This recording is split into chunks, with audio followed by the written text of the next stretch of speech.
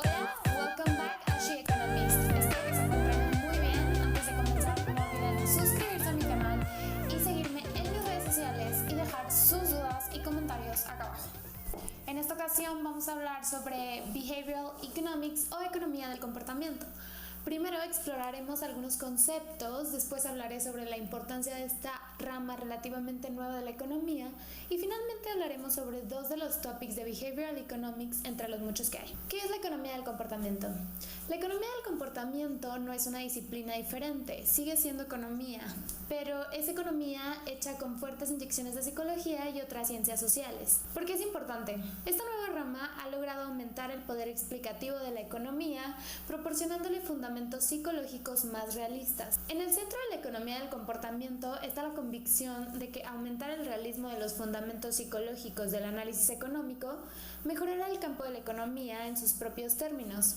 Generará conocimientos teóricos, hará mejores predicciones de los fenómenos de campo y sugerirá mejores políticas. El campo de la investigación de decisiones conductuales en el que la economía conductual se ha basado, más que cualquier otro campo de la psicología, clasifica típicamente la investigación en dos categorías: juicio y elección. La investigación del juicio se ocupa de los procesos que utilizan las personas para estimar probabilidades. Por otro lado, la investigación de elección trata con los procesos que las personas utilizan para seleccionar entre acciones teniendo en cuenta los juicios relevantes que puedan haber hecho. Como economista, somos conscientes de que muchas de las premisas sobre las que descansa la teoría económica son erróneas. En primer lugar, entrando en la teoría del consumidor, específicamente en el problema de maximización de utilidad sujeta a una restricción presupuestal, los problemas de optimización a los que se enfrenta una persona promedio suelen ser demasiado difíciles de resolver.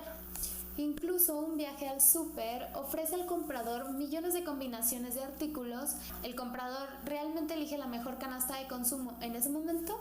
La realidad es que no. En segundo lugar, las creencias sobre las que las personas toman sus decisiones no son imparciales y por lo tanto están sesgadas. El exceso de confianza, por ejemplo, es una característica bien establecida de la naturaleza humana y existen otros innumerables sesgos que han sido documentados por los psicólogos. En tercer lugar, hay muchos factores que el modelo de optimización omite.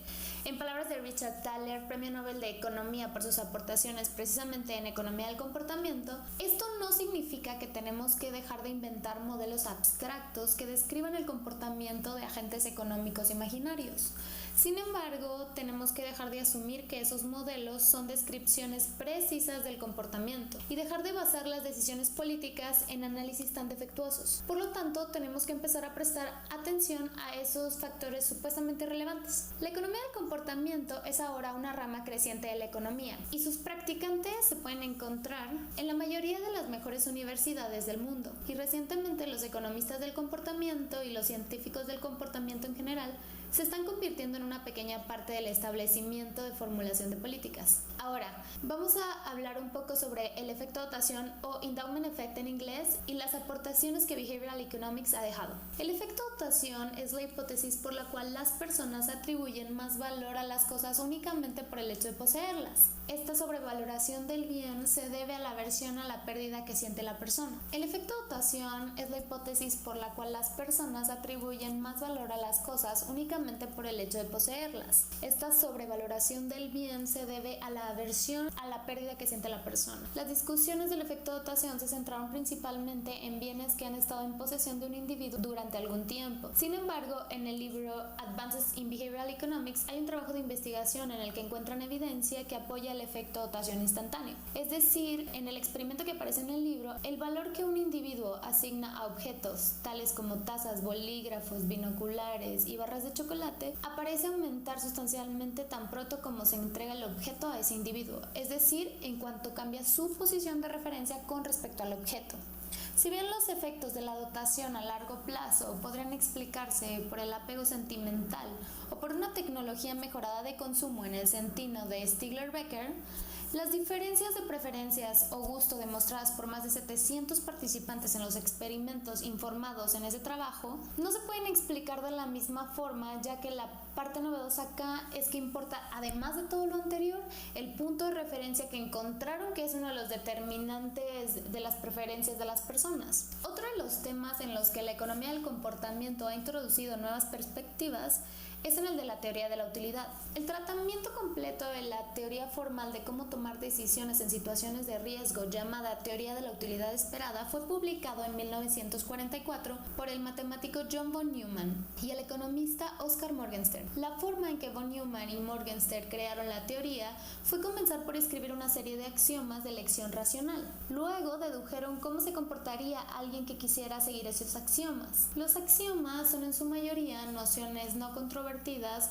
como transitividad, un término que hace referencia a que si una persona que prefiere A sobre B y B sobre C, entonces debe preferir A sobre C. Von Neumann y Morgenstern demostraron que si deseas satisfacer estos axiomas, entonces debes tomar decisiones de acuerdo con su teoría. De acuerdo con Richard Thaler, el argumento es completamente convincente. Richard menciona que si él tuviera que tomar una decisión importante, ya sea refinanciar su hipoteca o invertir en un nuevo negocio, trataría de tomar la decisión de acuerdo con la teoría de la utilidad esperada, pues la utilidad esperada es la forma correcta de tomar decisiones. Sin embargo, es bien conocido que en la realidad es muy difícil encontrar una persona cuyas preferencias satisfacen los axiomas. Por eso entra una nueva teoría que se llama la teoría prospectiva. Con la teoría prospectiva, Kahneman y Tversky se propusieron ofrecer una alternativa a la teoría de la utilidad esperada que no pretendía ser una guía útil para la elección racional. En cambio, sería una buena predicción de las elecciones reales que hacen las personas reales, es decir, una teoría sobre el comportamiento de los humanos. La declaración de misión de esta teoría es construir modelos económicos descriptivos que representen con precisión el comportamiento humano. Uno de los cambios conceptuales importantes en el pensamiento económico y el motor real de la nueva teoría es la figura que representa la función valor con forma de S. Desde Bernoulli, los modelos económicos se basaron en una simple suposición de que las personas tienen una utilidad marginal decreciente de la riqueza.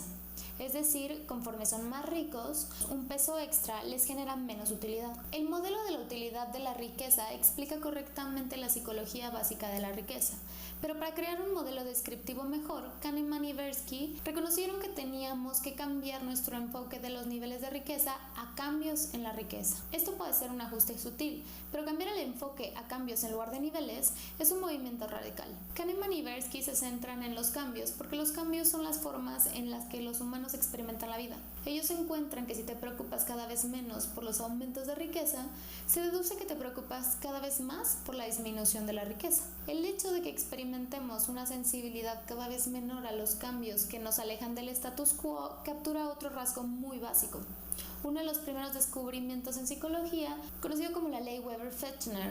La ley Weber-Fechner sostiene que la diferencia apenas perceptible en cualquier variable es proporcional a la magnitud de esa variable. El hecho de que las personas tengan una sensibilidad cada vez menor, tanto de las ganancias como de las pérdidas, tiene otra implicación. La gente tendrá aversión al riesgo por las ganancias, pero buscará el riesgo por las pérdidas.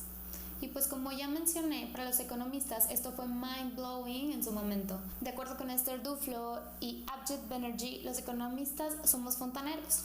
Resolvemos problemas con una combinación de intuición basada en la ciencia y algunas conjeturas con la ayuda de la experiencia y un montón de prueba y error. Por eso es súper importante las aportaciones de la economía del comportamiento, ya que nos va a permitir comprender a los agentes económicos como seres humanos reales y no imaginarios. Y con esto tendremos mejores herramientas para poder resolver los problemas de la sociedad de una manera más eficaz y efectiva. Y pues bueno, si llegaron hasta aquí, muchísimas gracias por ver el video. Recuerden suscribirse a mi canal.